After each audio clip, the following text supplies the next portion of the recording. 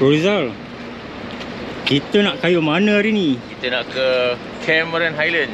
Cameron Highland? Serius ke? Dengan basikal ni je? Kita cuba. Kita cuba Kita cuba hari ni. So sebenarnya hari ni kita akan nak dapat feel saja. Ya. Bagaimana kita nak naik Cameron ni daripada Simpang Pulai, Petronas Simpang Pulai lodging. Jadi kita akan cuba dapatkan feel macam mana kayuh dengan basikal lipat ataupun ini basikal Brompton lah. Jadi kita akan kayuh setakat yang kita nak, kita lalu sebab kita ada limited permit hari ni. Jadi kita kena balik cepat. kena jaga anak kan. Okay. Alright, jadi saksikan video ini sehingga penghujungnya.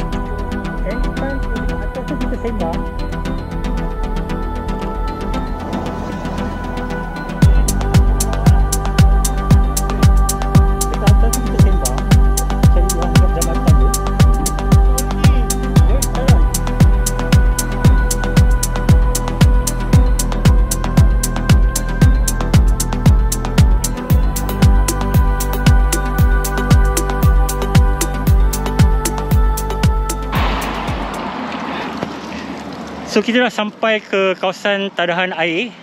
Jadi kita relax kejap lah, tarik nafas kan. Jadi folding bike ni kita tak boleh push-push sangat. Kita kena relax. Okay, kita kena santai, enjoy the moment. Alright, dan kita akan pergi kawasan tadahan air. So di sini ada air daripada gunung Jadi kita selalunya orang akan datang ke sini dan mereka akan top up lah air fresh daripada gunung.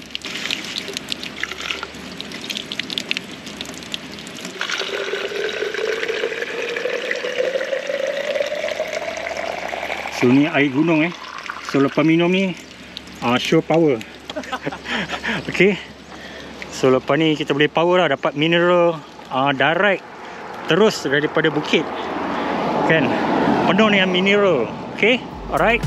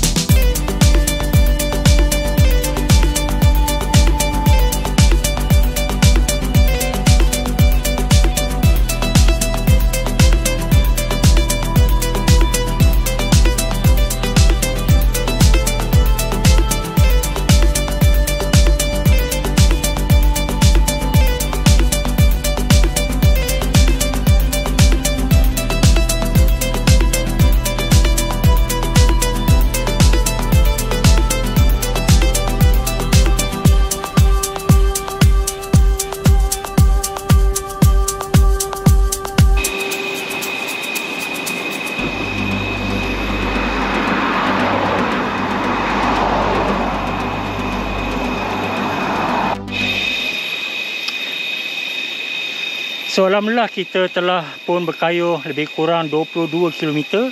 Ini hampirlah separuh untuk pergi ke sempadan Selamat Datang. Tapi hari ni kita cuma nak feel saja. Kita bukan betul-betul nak test ataupun sampai ke sempadan Selamat Datang Cameron. Jadi kita akan tajuk ataupun topik video kita pada kali ini adalah tentang 10 tip bagaimana menaluki bukit.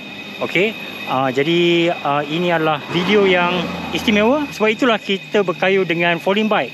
So antara cabaran untuk hobi berbasikal ni, antara basikal yang memang mencabar kalau untuk menaluki bukit adalah folding bike. Kalau road bike tu mungkin tak ada masalah lah untuk setengah newbies ataupun mereka yang dah berpengalaman. Tapi dengan folding bike ni memang mencabar.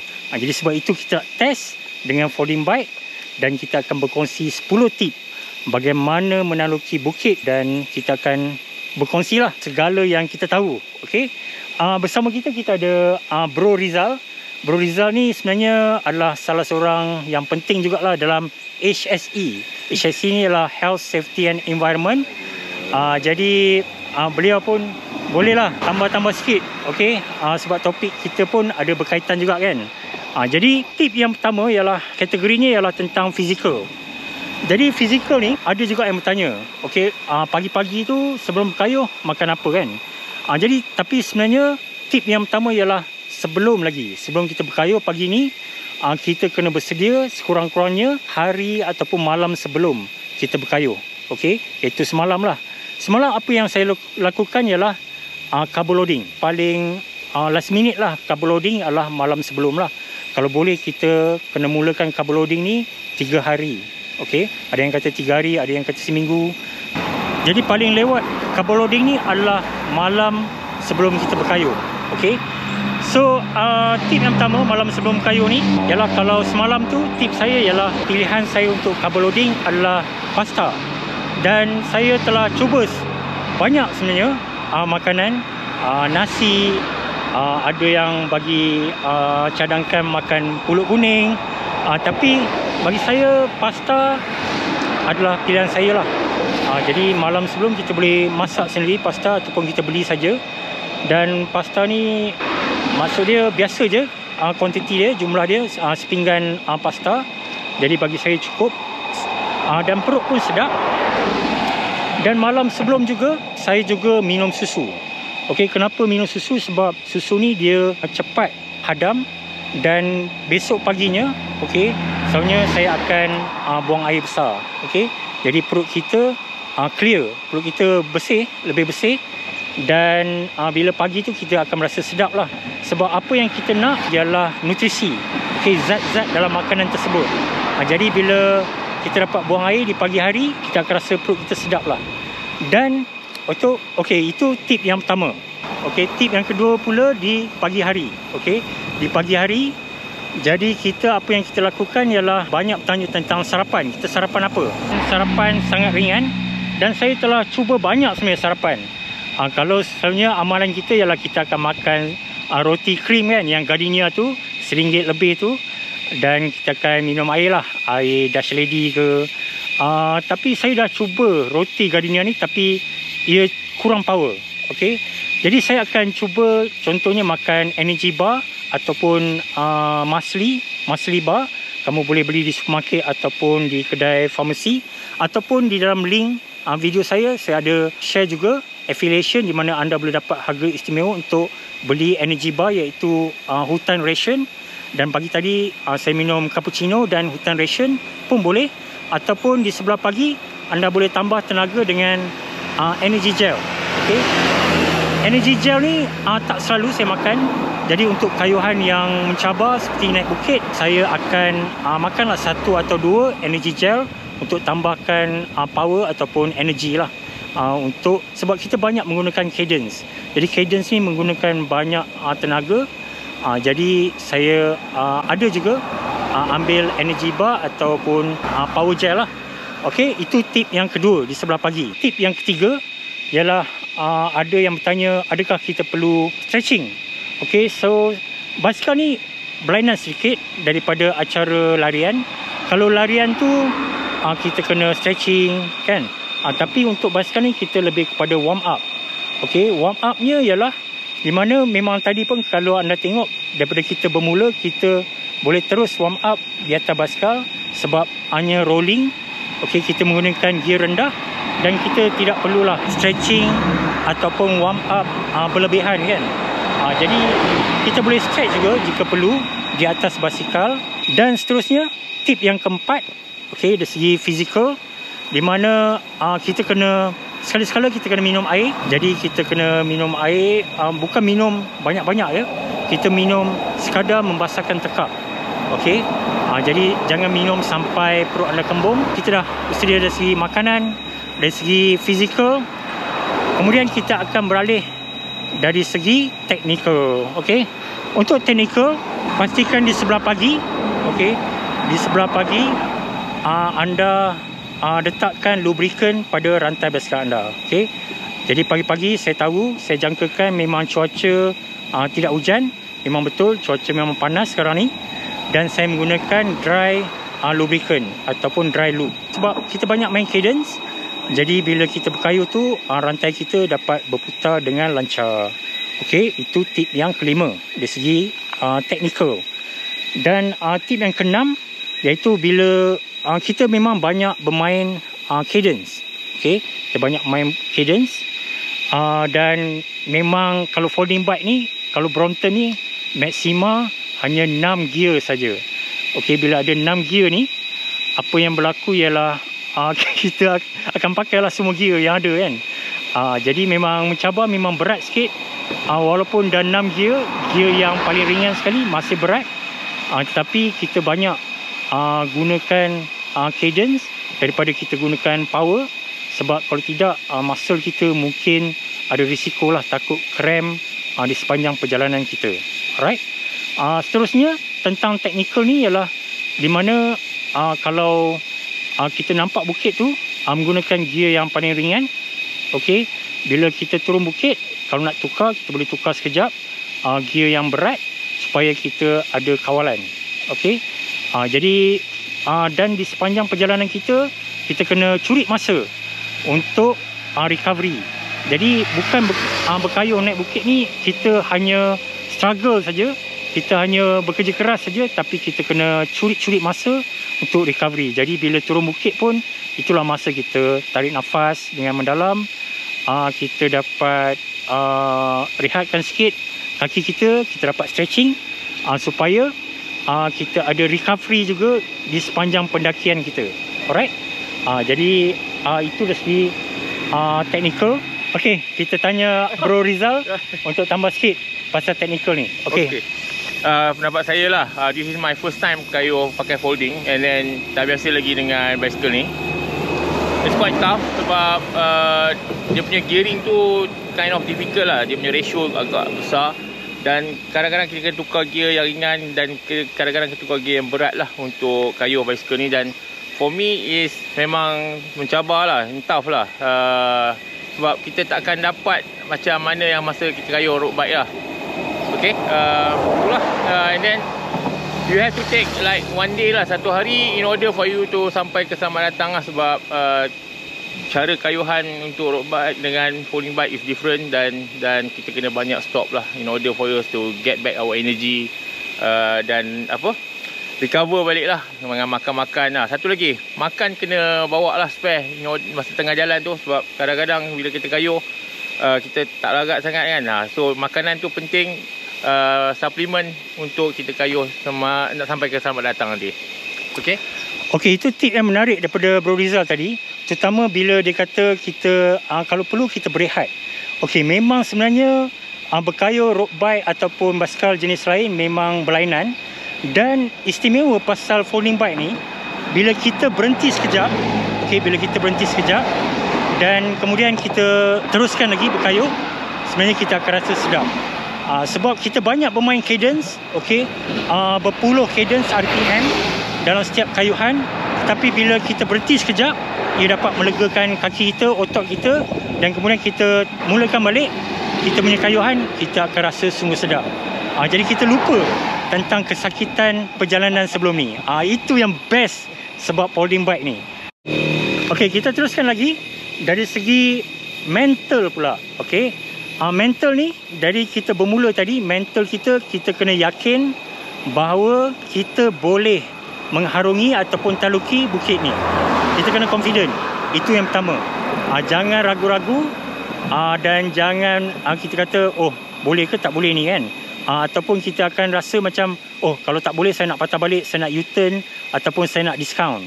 Jadi kita tak boleh ada mentality macam tu. Kita kata, okay, kita nak berkayuh 20 km, kita nak kayuh sampai ke 45 km ke sempadan Selamat Datang. Kita kena set kita punya matlamat, aim kita, dan kita yakin kita boleh sampai. Okay, itu tip tentang mental. Okay, seterusnya ialah confidence level saya memang tinggi, sebab saya menggunakan bib short red white. Jadi sebelum ni saya berkongsi bib short antara yang terbaik ialah red white apparel, di mana bib short ni boleh long distance. Jadi untuk pendakian yang mencabar pun kita boleh pakai bib short ini.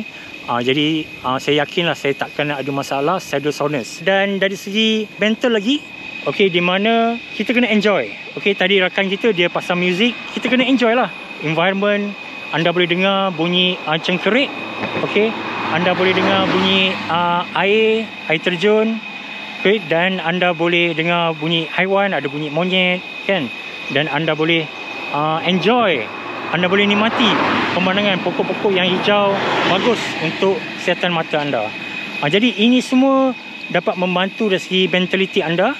Dan juga tip lagi pasal mentality ni ialah bila anda rasa sakit sikit, badan anda sakit-sakit, pinggang anda sudah terasa, kaki anda pun terasa, anda anggap ia sebagai pelaburan untuk anda dapat berkayuh lebih padu lagi. Tadi pasal toughness tadi, yang pasal pinggang sakit, memang sakit. Memang sakit sebab you have to push harder. Gearing tu tak betul. Memang kira macam penat jugalah in terms of kayu bicycle ni. Sakit pinggang jugalah. Jadi memang kita terasa, tapi bila mental kita kuat, walaupun kita rasa sikit-sikit sakit ni, kita kena negotiate. Kita kena negotiate dengan anggota badan kita. Katalah kita sakit pinggang, kita sakit kaki ataupun betis, kita kena cakap dengan tubuh badan kita, okey, sabar-sabar pinggang, sabar-sabar kaki, okey, kita sikit lagi kita akan sampai. Okey, lepas ni kita dapat taluki bukit, okey, kita akan relax lepas ni, kita akan enjoy. Dan kemudian kita akan belanja lah. Okey, nak pergi swimming pool ke, nak pergi spa ke, nak pergi massage ke, ataupun nak layan Netflix ke. Jadi kita negotiate dengan tubuh badan kita. Itu dari segi mentality. Okey, it works. Ia berkesan untuk saya. Alright. Dan akhir sekali tentang mentality ni, kita kena bersedia untuk kayuhan kita. Okey, jadi supaya bila kita bersedia tu, jadi otak kita pun mengatakan bahawa okey, tak ada masalah. Kalau tayar pancit, kita ada spare tube. Kalau cramp, kita ada spray. Ataupun kita pun dah makan salt stick, ataupun kita dah makan energy gel. Jadi persediaan-persediaan macam tu sebenarnya membantu mental kita supaya kuat. Jadi kalau contohnya spare tube kita tertinggal, okey, walaupun mungkin kita tak perlukan, kita yakin kita takkan tayar pancit, tetapi kalau kita tertinggal spare tube ni, nanti mental kita, alamak, apa akan berlaku kalau tayar pancit saya tak ada spare tube, nanti kayu jauh-jauh, susah. Jadi sebenarnya persediaan tu adalah penting. Itu juga dapat menguatkan mental kita. Jadi kita kena bawa juga spare tube, walaupun kita confident kita takkan menghadapi masalah. Dan teknikal juga dan mental juga, iaitu dari segi pressure tayar, dari segi PSI. Tadi macam tayar saya 65 hingga 110. Jadi saya untuk pendakian, saya set pada lebih kurang 70 tayar depan dan 75 tayar belakang PSI. Jadi supaya dia grip. Jadi bila anda kayuh tu, anda dapat rasakan dia mencengkam dalam pendakian kita. Okay, jadi jika kita pressure terlampau tinggi, dia akan kurang grip dan dia sebenarnya banyak bouncing. Dia banyak melantun di jalan raya.